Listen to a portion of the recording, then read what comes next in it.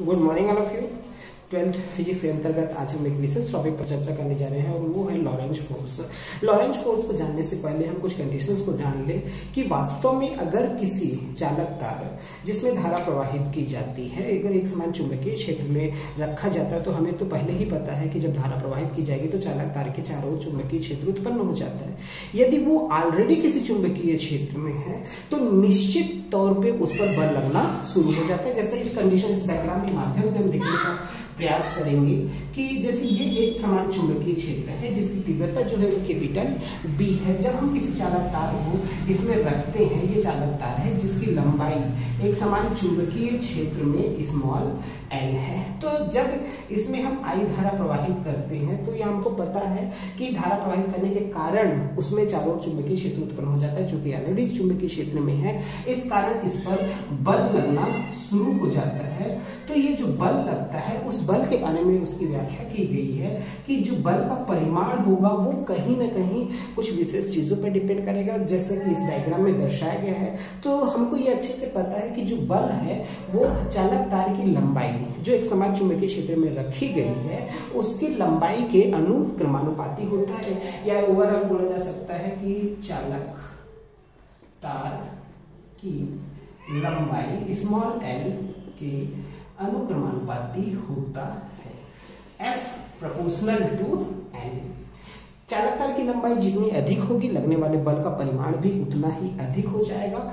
दूसरा, चालक में प्रवाहित धारा स्मॉल I के अनुक्रमानुपाती होता है, या ये बोला जा सकता है कि जब हम धारा प्रवाहित करेंगे, जितनी ज्यादा धारा प्रवाहित करेंगे निश्चित तौर पे लगने वाले बल का परिमाण भी हमें उतना ही प्राप्त होगा।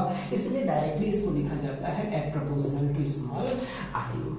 तीसरा, चुंबकीय क्षेत्र। तो चुंबकीय क्षेत्र का परिमाण जितना ज्यादा होगा, ज्यादा शक्तिशाली क्षेत्र होगा, तो निश्चित तौर पे लगने वाले बल का परिमाण भी बढ़ जाएगा। तो ये बोला जा सकता है कि चुंबकीय क्षेत्र की तीव्रता कैपिटल B के अनुक्रमानुपाती होती है, F प्रोपोर्शनल टू B।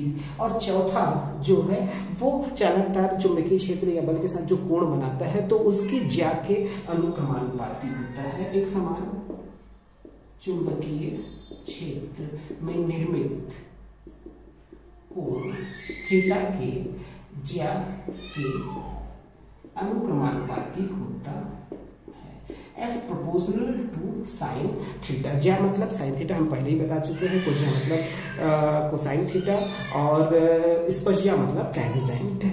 तो अगर सभी नियमों को मिला दें तो F proportional to LIB sine theta हो जाता है, और जैसे ही प्रोपोर्शनल चिन्ह हटाते हैं कांस्टेंट के लगता है तो LIB साइन थीटा। तो हमको ये तो अच्छे से पता है कि किसी भी रैखिक प्रकार के फलनों के लिए k का जो मान होता है वो 1 होता है, तो इस स्थिति में F equal to LIB sine theta. ये तो रहा उस बल का जब कोई चालक तार किसी एक समान चुंबकीय क्षेत्र में रखा जाता है तो। किंतु यदि कोई आवेशित कण किसी एक समान चुंबकीय क्षेत्र में गति कर रहा है तब क्या होगा? तो यदि Q आवेश से आवेशित कण एक समान चुंबकीय क्षेत्र में गतिशील है।